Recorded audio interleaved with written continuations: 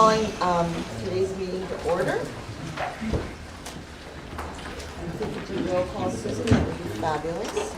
Ms. Friedman? I'm here. Mr. Arnold? Here. Ms. Banks? Ms. Bell? Here. Mr. Brown? Here. Ms. Carter? Here. Ms. Clark? Here. Mr. Janai? Reverend Gordon? Here. Ms. Harding? Here. Ms. Mendoza-Locke? Here. Mr. Knowles? Here. Mr. Ms. Rodriguez? Dr. Russell? Mr. Stengel? Major White? Ms. White? Oh, here they come. Major White got summoned to the front desk while we were coming in.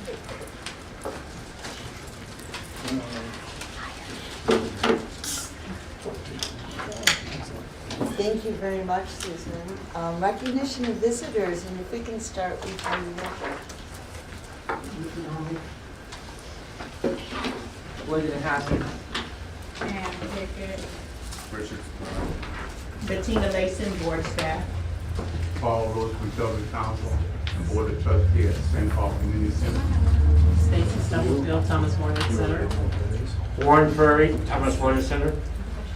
Latrice Flowers, board staff. Michael Carter, Board Staff.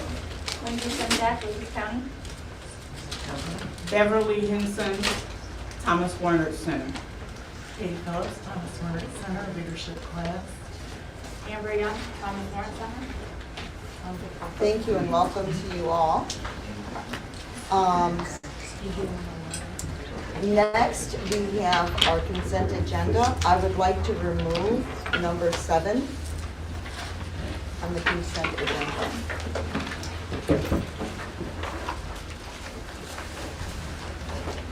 Is there any other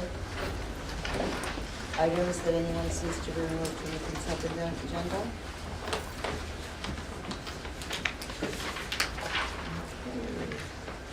Do I have a motion to? So moved. Thank you. Second. Thank you.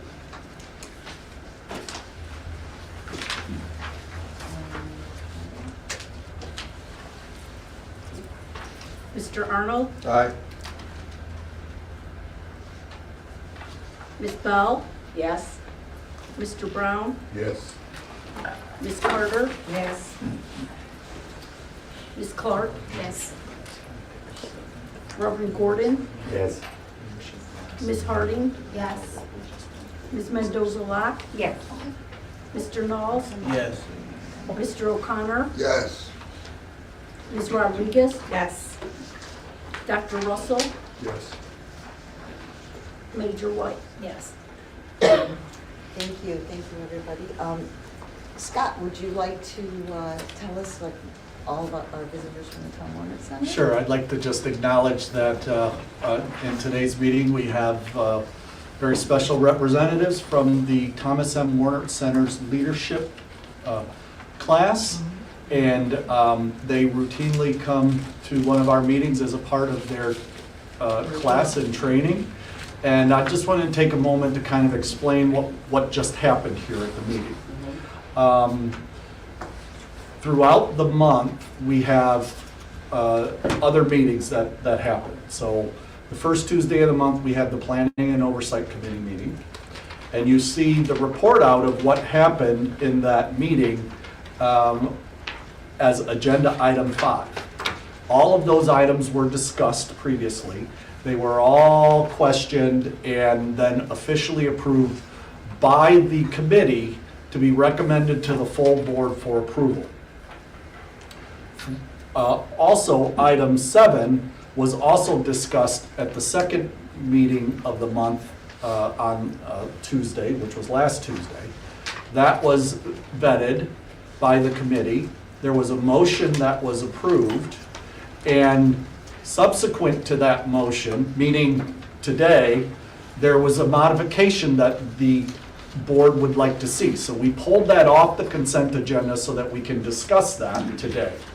So the vote that just happened was an approval of the consent agenda that included everything from the first Tuesday meeting, but we will be discussing next the executive, what happened at the executive and nominating committee. But before we do that, I wanted to say simply welcome. Thank you. And we always enjoy your attendance here, and of course, we see you guys all the time, so we really appreciate you coming. Thank you. Welcome. Yes, thank you. Thank you.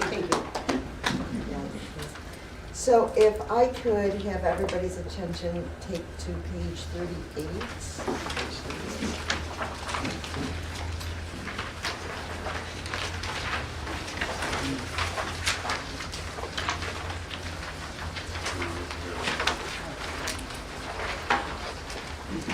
At the bottom of the page, the motion reads, the Mental Health and Recovery Services Board of Lucas County approves a 7.5% increase in salary for the executive director retroactive to January 1st, 2023 through December 31st, 2023. Can we take that out?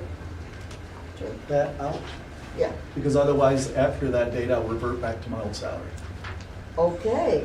Let's not do that then. Thank you. So, that's the first amendment we're going to ask to the, to the recommendation, to the motion. Extends and extends the director's contract through December 31st, 2027, agrees to indemnify the executive director in his personal capacity against all claims made by Rescue Incorporated, and authorizes the MHRSB chair to execute a contract extension and then indemnification agreement to that effect after effect. We'd like to remove after the MHRSB confirms coverage, because that has been, we have confirmed what we needed to confirm with that. And with your consent, we'd like to make these couple amendments to the motion by recognizing the consent here. So we're suggesting that we take off through December 31st, 2023, and after the MHRSB confirms coverage. If there's any concern regarding that, or you would prefer for us to discuss it, we can at the next executive and nominating committee meeting in April. It'll be April 10th. April 10th in executive session. We cannot publicly discuss that. So with your consent, we can move forward with motion. So with just, the amendments. just a clarification, so Let me reread it.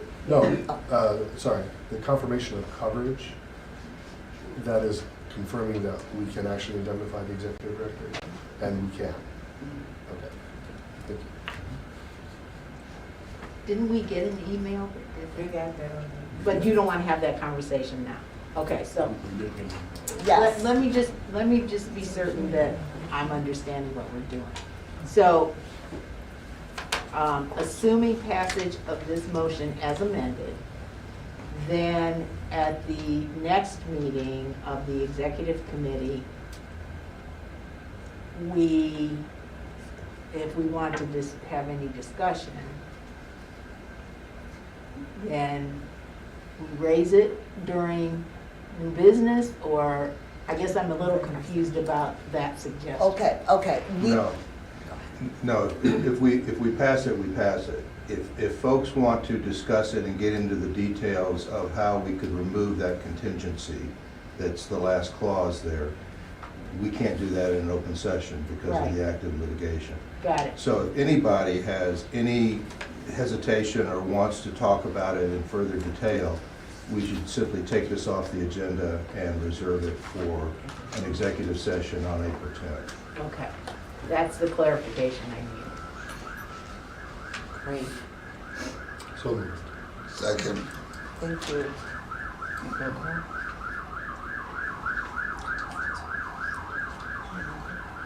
Mr. Arnold, Yes?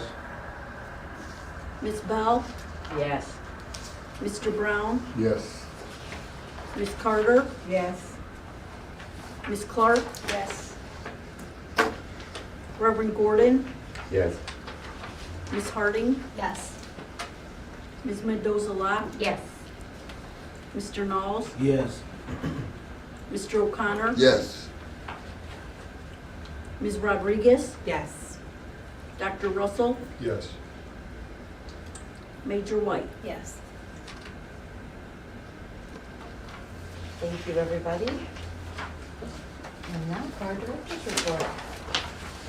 Well, let me start off by saying thank you for the compensation increase. It's very much appreciated. And I have a rather lengthy report today. So please try and bear with me. I'm going to encourage conversation when and if you would like on any and all of these topics. First, I wanted to give you an update on Danny's Place. I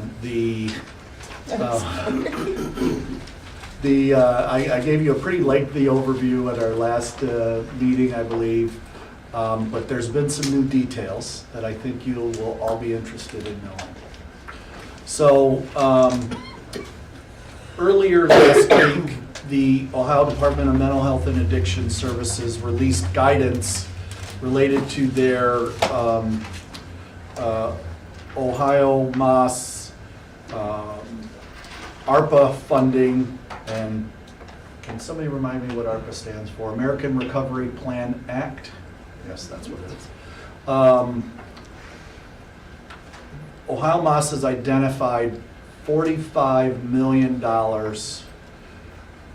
in ARPA funds for the purposes of building 6 adult psychiatric rehabilitation centers, one in each of the one in each of the hospital catchment areas.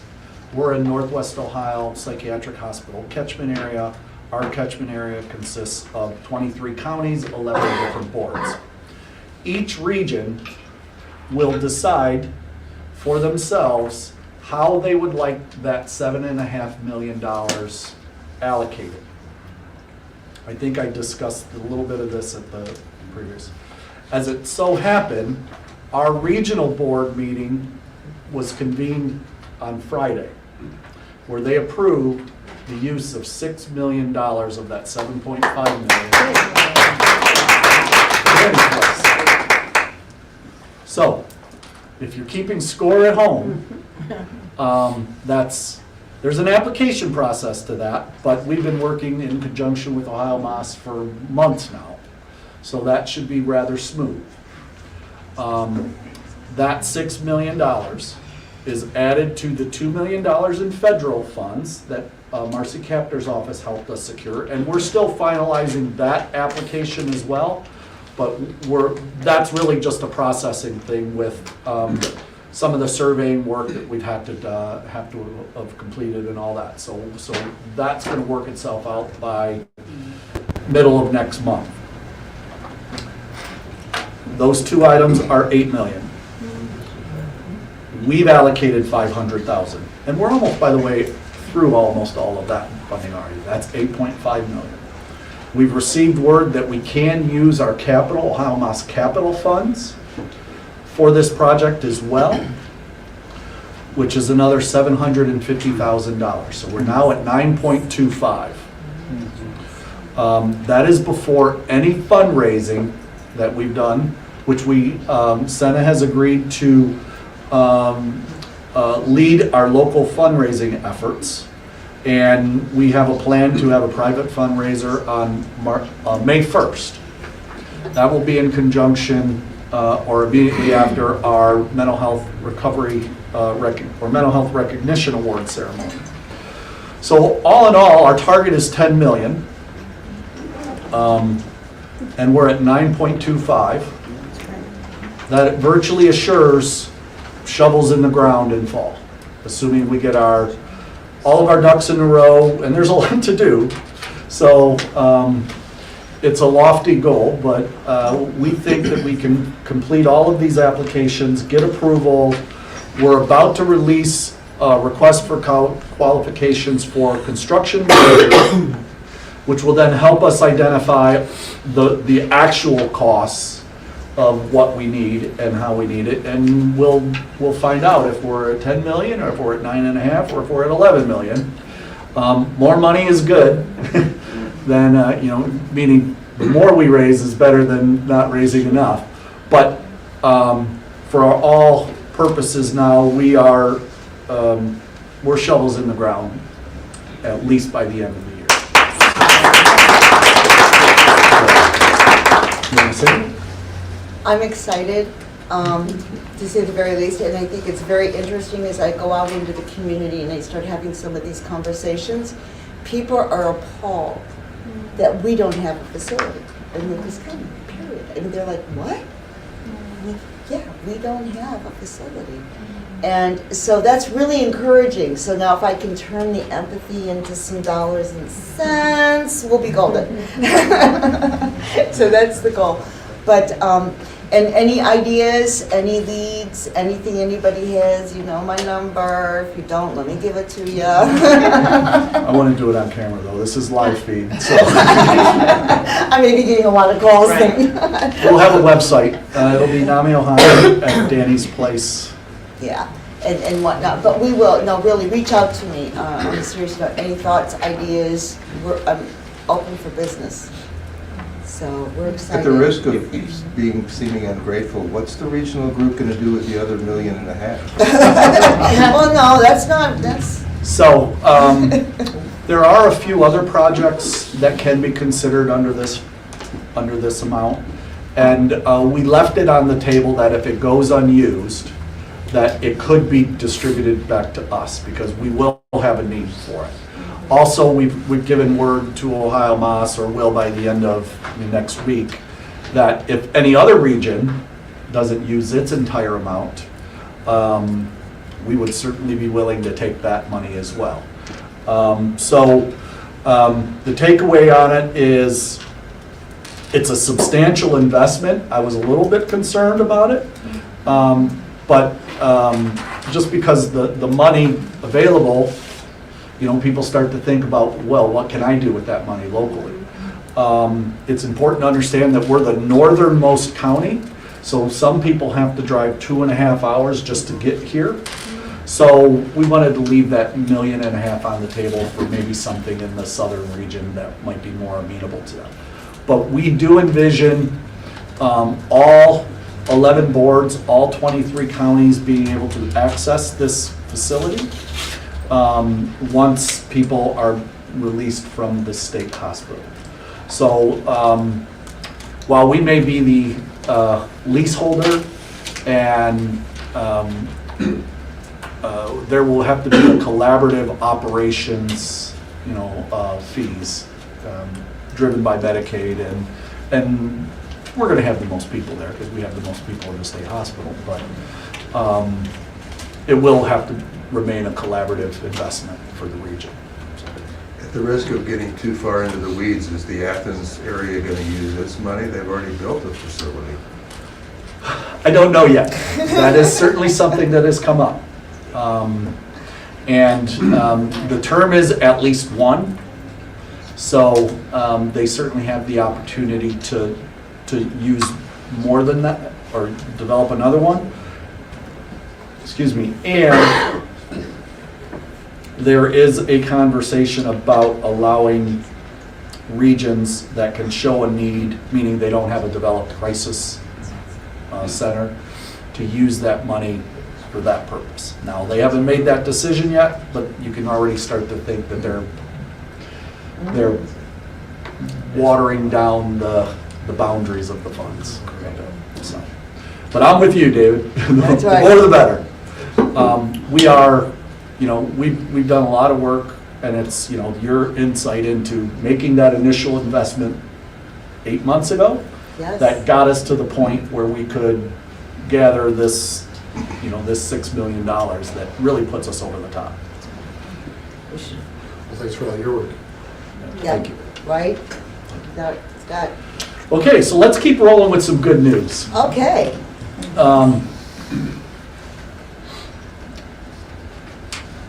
She don't know it yet, but I think she does know it, but she doesn't know I'm gonna say it. We need to congratulate Major Tricia White. Miss White is Major White, excuse me, is the recipient of the 2023 Ohio Crisis Intervention Team Law Enforcement Administrator of the Year for the state.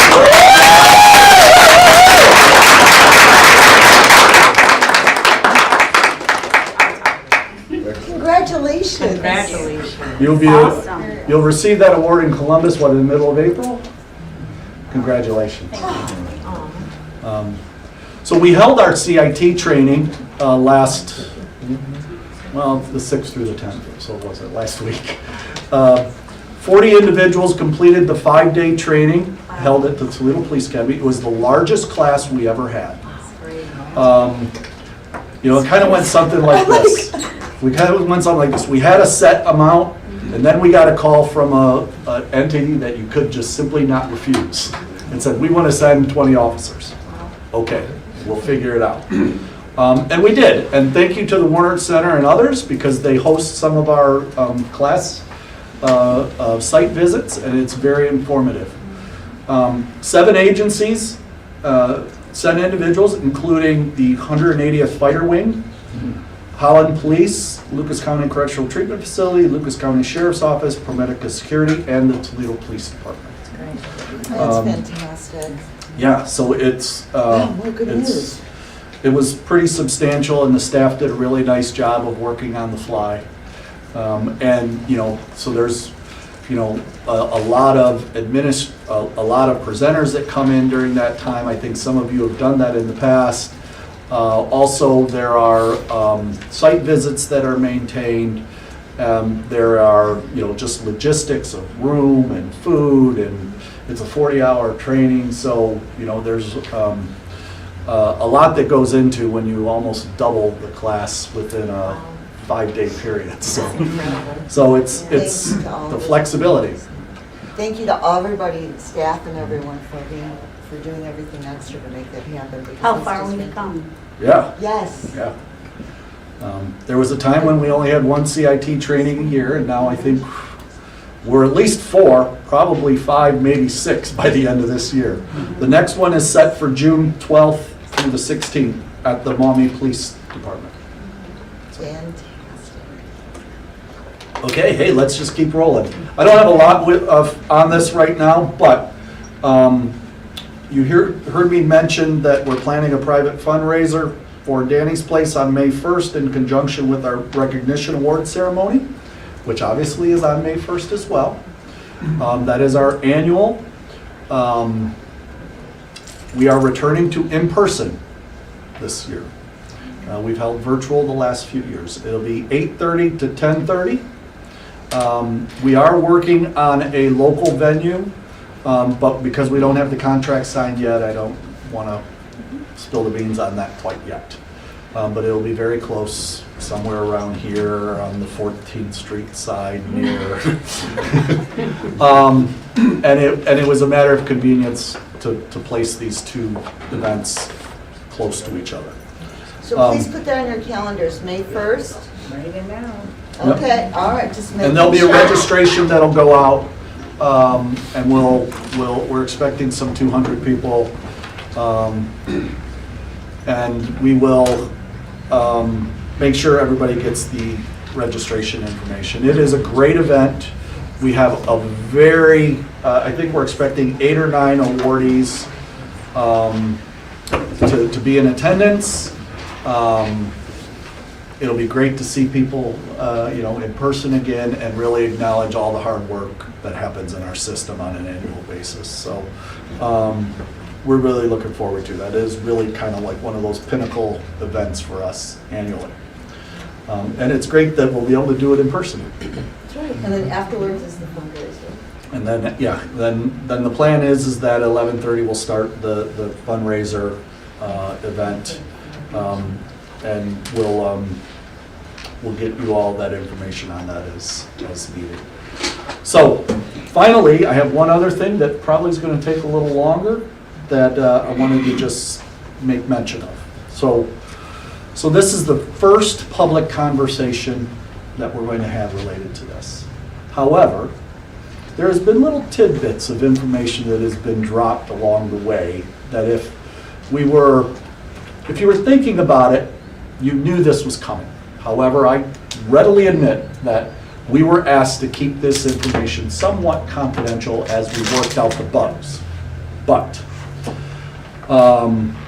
historically, in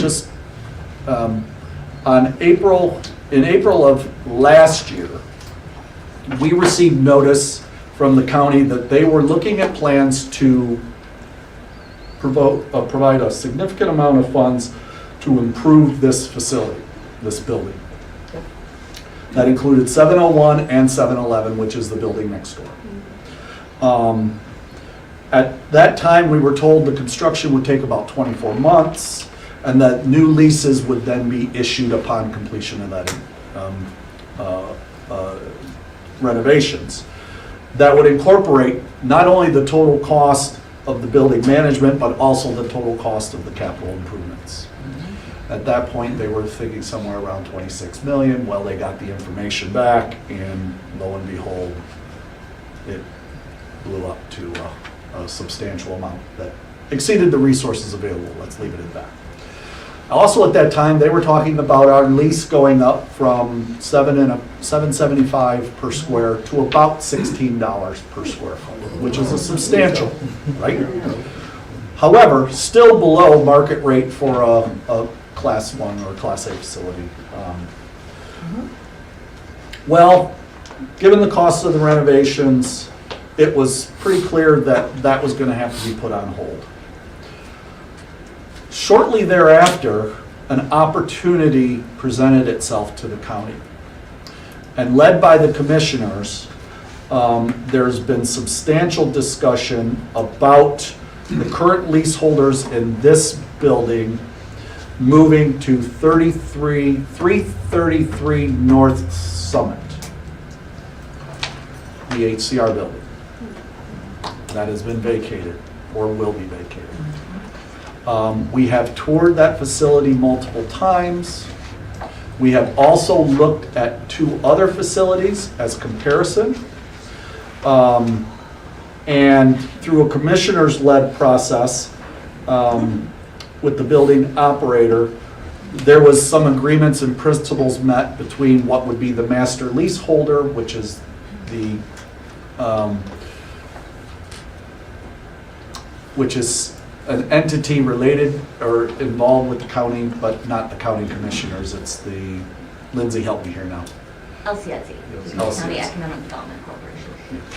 So this is Lindsay Simzak. She's been the lead in this project. You may know her because she was also our behavioral health criminal justice coordinator when she worked for the Criminal Justice Coordinating Council. She now works for the Commissioner's Office. I invited her today to answer any questions that you all may have about the potential relocation, understanding that some of the conversations are evolving still. However, we have reached a point where we can have a public conversation, which is good news because we've been dying to tell you that this has been going on. But we've also been through a couple iterations of leasehold improvements at the new facility.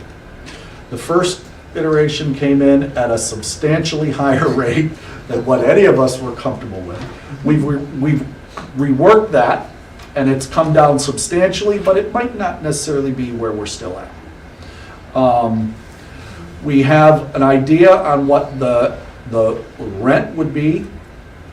That rent figure, along with up to $500,000, has been included in our financial forecast, which is, if you recall, remember I was saying that there were little hints that were dropped here and there. Well, if you would have heard me say a potential relocation cost during that presentation, that's what that was alluded to. We expect to finalize any potential leasehold improvements and receive a draft sublease to consider within the next 90 days. So there's time for a conversation. And that's why I invited Lindsay here today, so that she might be able to, along with me, answer any questions that you may have. And please understand, I believe this is the very first public meeting discussion that's been had related to all of this. So CSB hasn't had a conversation, Guardianship Services Board, the Commissioner's Office.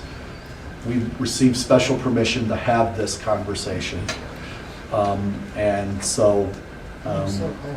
yes, we wanted to make sure you were all aware of it. Of course, my staff were aware that there's this discussion evolving.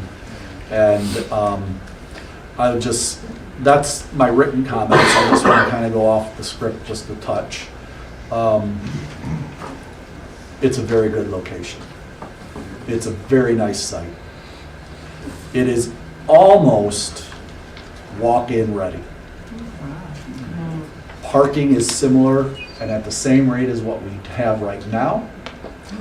And the square footage, the cost for the first 5 years is very reasonable.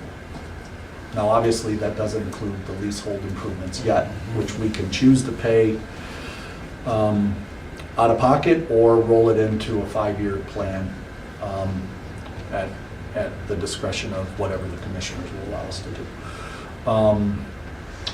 It's a better utilization of our square footage than what we have here now.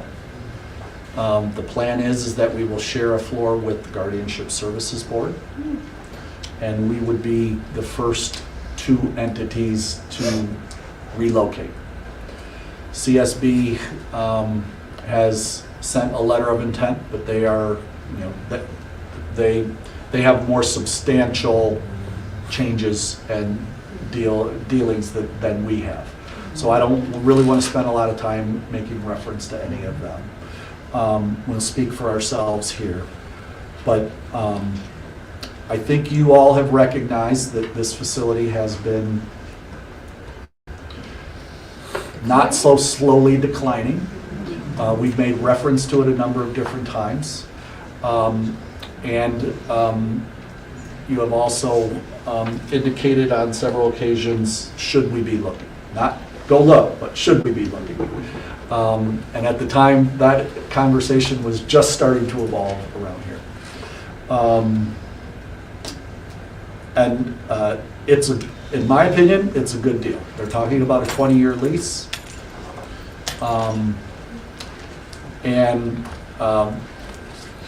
Rent is locked in for the first 5 years with escalations the next 5 and next 5 and next 5. So it's not a, I think it's a very tenant-friendly lease, considering where we're going to start off with costs.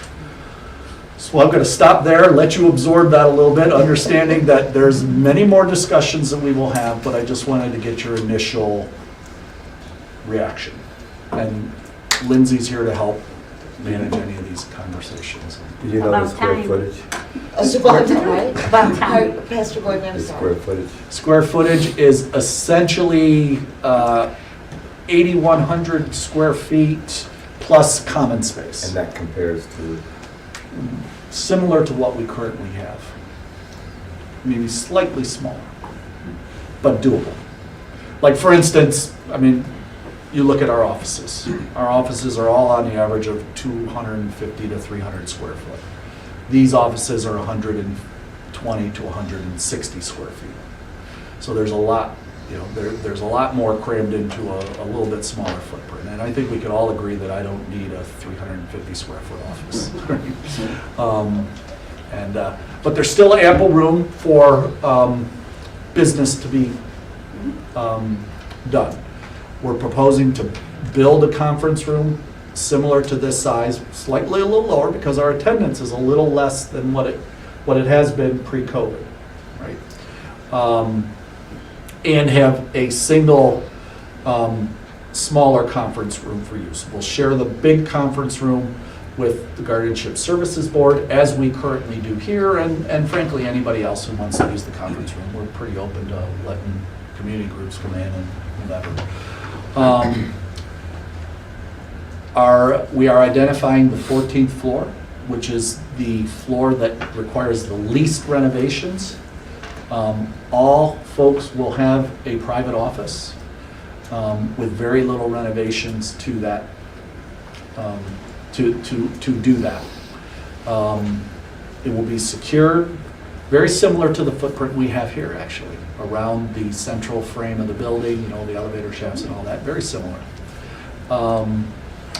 We'll have to build a internal supply closet, file copy room area, and we're working out the bugs on what that looks like. Do we need to wall the ceiling, or can maybe 10 foot, 8 foot, you know, that kind of stuff. And then formalize a reception area of some kind. So we're still working out all those bugs, but What about parking? parking is the quick park garage across the street. It's right, the one that serves the Edison Plaza, and then the overhead is the heated walkway into the building.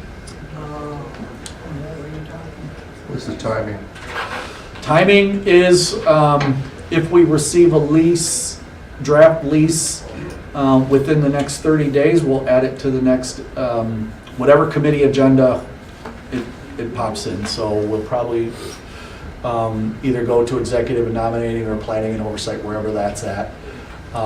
If we approve that lease, then we've received priority status from LCIC, I assume, that our renovations will start first. We could literally be in the new site by the end of September. We don't have a lot to move. By the way, it's furnished. So we'll have to evaluate what we want to take and what we don't. Obviously, the paper products, we are going to start to get rid of that now. We have a process that we have to go through because we have to follow Ohio historical guidelines for getting rid of any of our documents. And we're initiating that process now. Once we have an idea of what we will take, then we'll go out and get bids for moving expenses. No, we won't go get bids for moving expenses. That's going to be on. So that's all covered, so anything that we don't want from the We like space, they will take out for us, and then the cost of moving it is included in So the cost of moving us to there. physically moving you, Yeah. yes. Yeah. But moving furniture out that we don't want, that's not something that Yeah. we have to cover at all. So we'll have to evaluate that. Staff haven't seen the spot yet. We're going to try and do that. And then obviously we would arrange a place for you all to come and visit that as well. I want you to be comfortable with what what the bargain is that we're getting before we sign on the dotted line. And what's the cost for the leaseholds? We're down to, it depends on how you go. So some of the leaseholds that we're requesting impact the Guardianship Services Board. We need to have a separation because we're both HIPAA compliant entities. We need locked spaces. They have client records, we have client records. So we're gonna need to have walled offices, walled hallways and locked units and stuff like that. So here's the difference. We're at 277, they're at 173. And that's about right? So it's about 430, down from 780. And we think we can get that number lower. And then we'll need to make a decision on how we interact with the Guardianship Services Board, because as you know, the money they get, half of it comes from us. So, right, so the other half comes from Board of Developmental Disability. And so we're just gonna have to have those conversations about what that looks like. But we're under the 500,000. We're under the 500 right now, and we could, there's a few things that we need to add in there that aren't in this one, and we're Things that could still, come out. right, So it could, but right, we should balance out at 500. right. The one thing, the other takeaway is staying here will not be an option. All right, so that's the other thing. It's one of those things that you don't have to go home, but you can't stay here. So, go ahead. Is there a way to consider negotiating those 5-year the percentage of those 5-year increases? We've already done that. Okay. Yeah, and Lindsay was the lead on that, and honestly, it's a pretty good deal. I mean, I don't know if I can tell the rate or not. The rate is $14.25 a square foot. Oh, That's a really good That's deal. good for Class A space. Yeah. It's a nice place. And we have the same landlord, the county? No, No. I guess we should have said that too. this will. I this thought will maybe I missed it, but. This will remove the county from the equation, so the county will operate as the master leaseholder, really just a pass-through, and ProMedica will be in charge of maintenance and operation of the building, facilities services, cleaning services, all of that will function through security, that will all function through them, so it will no longer be through Lucas County facilities. But the county port authority actually owns the building, correct? It's a weird I think there's a arrangement. sale leaseback. Yeah. Arrangement that Okay. they have. I think there were some bonds involved. But I think frankly, having a local organization maintaining the building, being responsible for the building is good. I mean, there are a number of buildings in downtown that are managed by Detroit folks who don't really care. good point, David, you're right. That is a good point. Brian, Have you evaluated the internet or we're at a deficit here, the IT the IT infrastructure. setup over there? That is part of our ITP planning process. We'll get on that right away. It will very likely be wireless, so it'll cause us to move quicker. Steve's not here, he's actually in Fort Bragg, so I'd have him explain it, but it'll be a series of wireless repeaters throughout the suite that you'll be able to use no matter where you are. Interesting. 8,100 square feet is very easy to cover. Yeah, there's a terminal, a server room on the floor, unlike here, which we have to share somewhere else.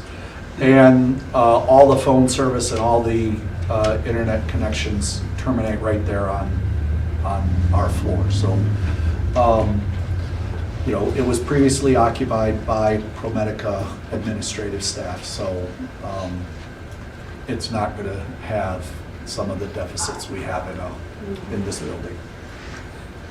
And didn't we have problems with digital storage?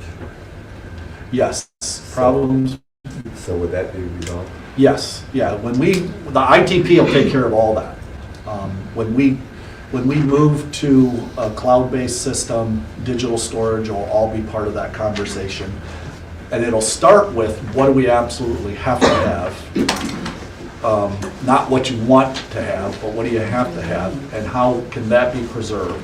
We also have access to county data management, which preserves all the records and stores all the records free of charge, the things that we have to store by law. And we have easy storage and retrieval access using that. So we can farm out a lot of the storage for the hard copy stuff that we will need to keep. Yes, sir. I might have missed this. What are the escalators based on? Lindsay, escalators based on For the 5 to 10. Yeah, CPI. So every 5 years, I believe it escalates $2.25. They're not based on CPI. So there is some language written into, so I should take a step back. $1.25 is for your base, your rent, your maintenance, your facilities, your upkeep. That's your base rent, and then there's an additional based on the CPI that cannot exceed $1. So, and then there has to be proof of those increases in cost to their maintenance staff, their facility staff. So there would have to be communication on saying, we're not just gonna charge you an extra $1, we're gonna verify that this has gone up to this extent. Here is our validation of that, and this is our justification of why this will be increasing. But the structure of it is essentially, we're going to be a sublessee of the county? Correct. Essentially. And the building will be de-identified as well, Correct. if that helps. And what does that mean? All the signage related to ProMedica will be removed. What, no green? What about the green? Do they have the border? No, they do have a little dot up. They're not up in the rafters of the building though. Folks, this is, we looked at 2 different places this round. We looked at a bunch of places the last time we did this. You're not gonna find a better deal, to be quite honest with you. As hard as the county commissioners worked and as gracious, I'll say gracious as the negotiators at ProMedica have been to make this deal work. Should it work, because it's not finalized yet. It's pretty good. It's pretty good. Pretty good thing. So. And many things were taken into consideration. I think the thing that's exciting about this is that it's a turnkey situation.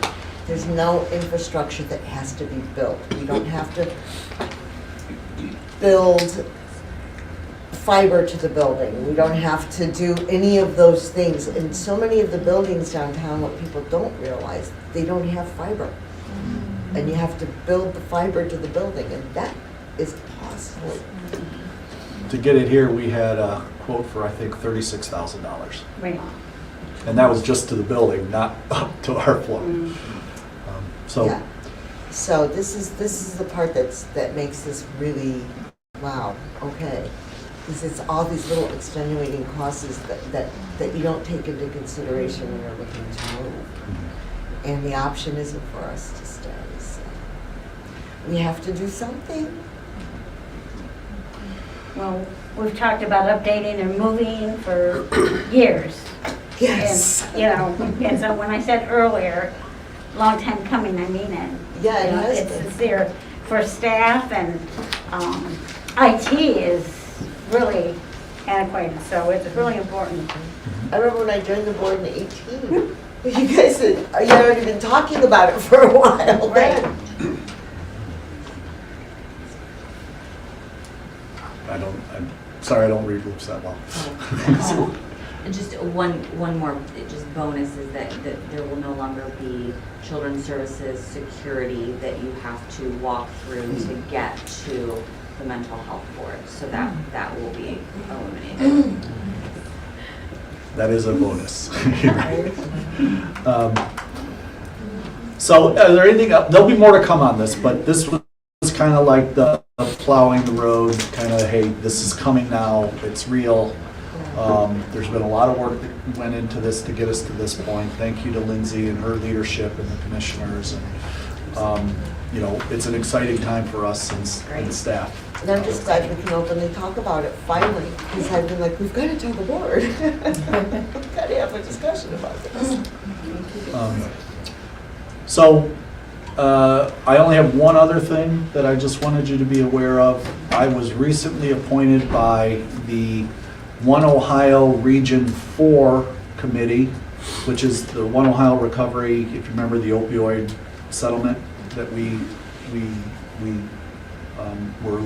were a part of, and then we signed off our settlement to this foundation.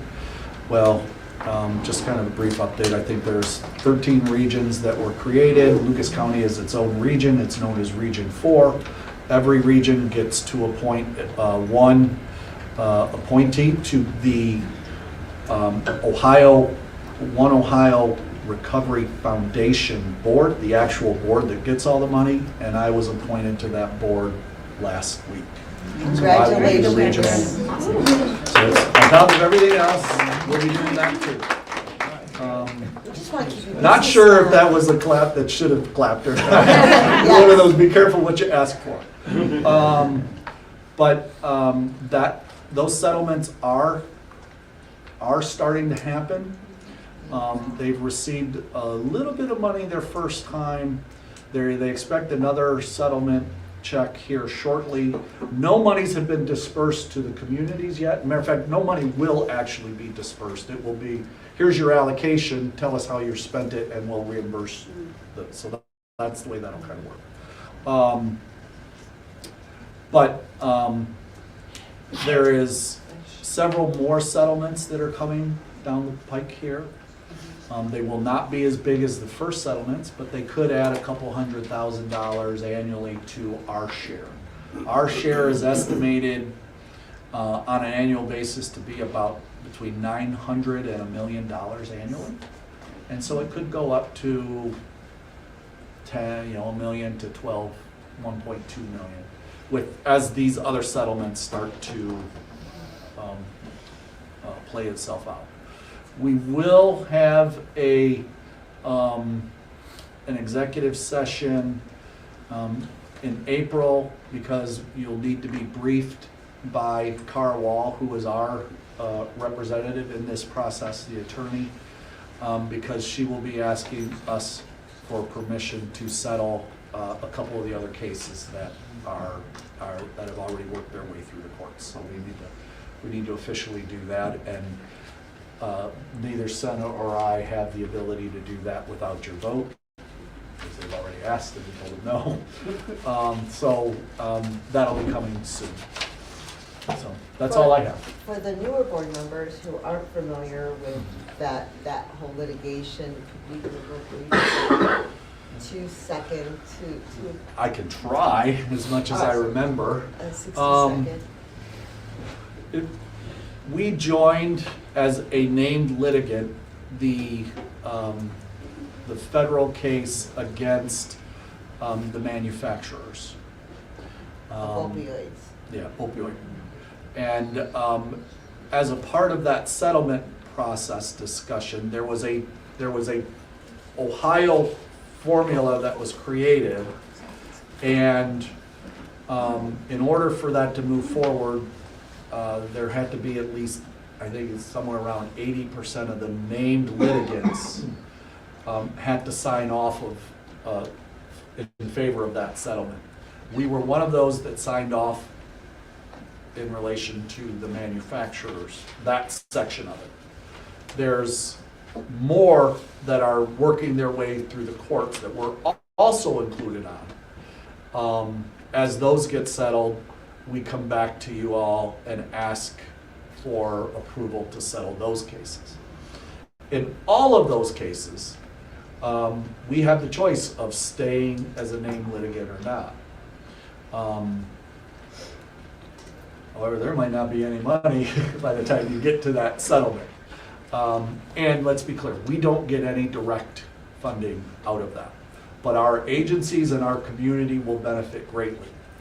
One of the reasons they chose me to be on the board of the One Ohio Recovery Foundation board is because I committed to them that we would not be seeking funding from the One Ohio Recovery Region 4.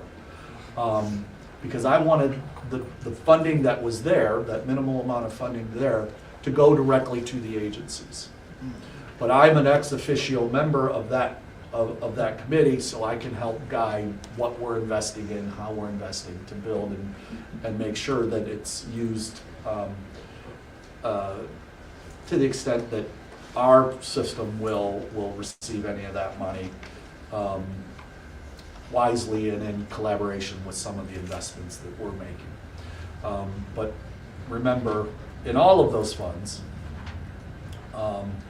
there are literally 9 typed pages of specific uses for those funds that include everything from treatment, prevention, and support to law enforcement, to jails, to housing, to whatever. You can almost fit anything into it.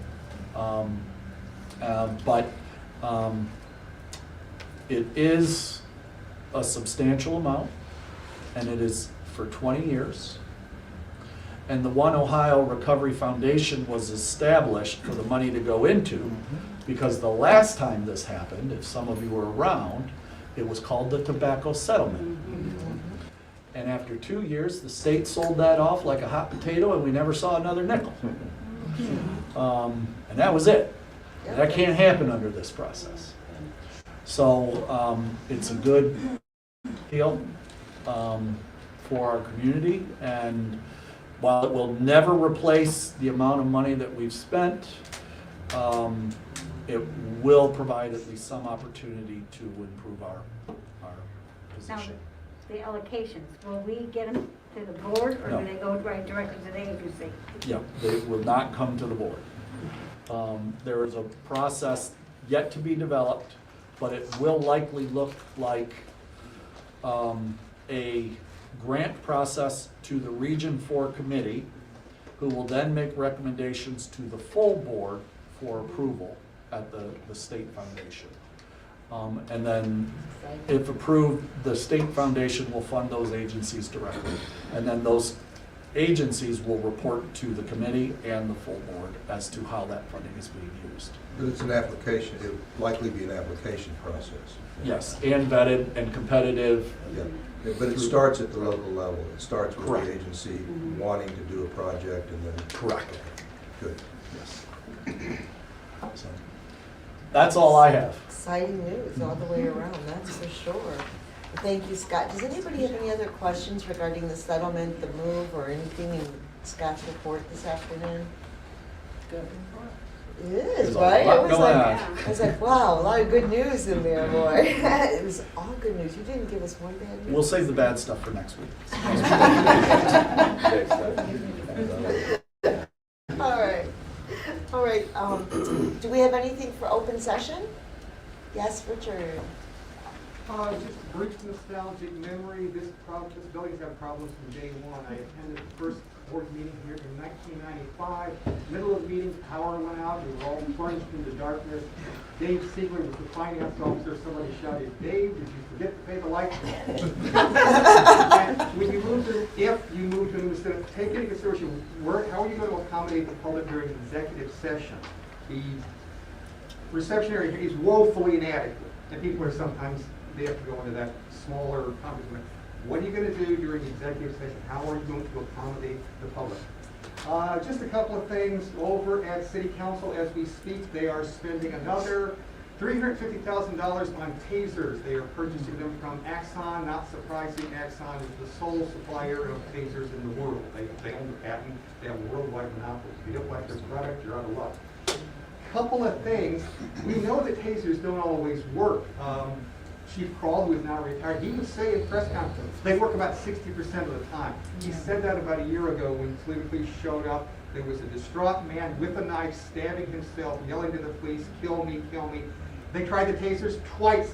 It did not work. They ended up shooting him, not fatally, but we know that tasers do not always work. We just don't know how often and what the circumstances are in which they don't work.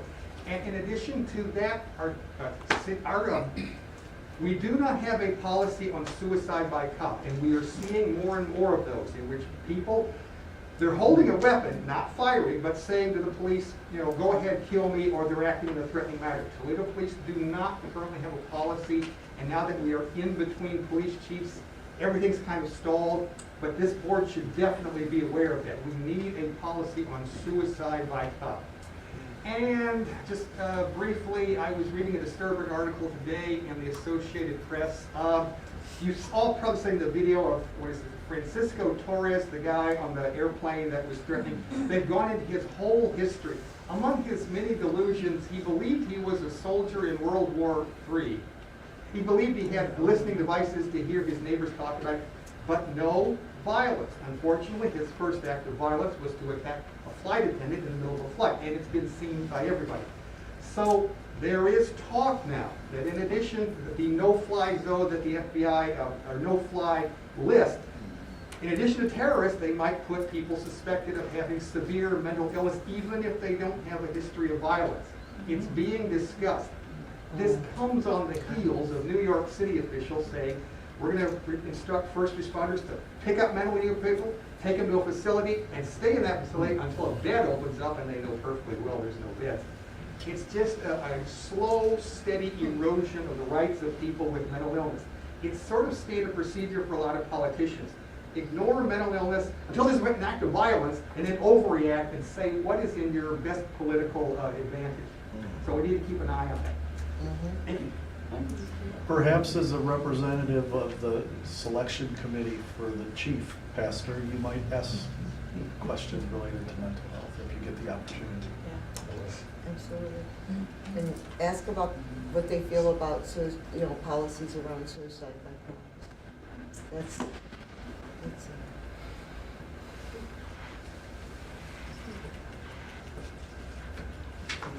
Do we have anything else for open session?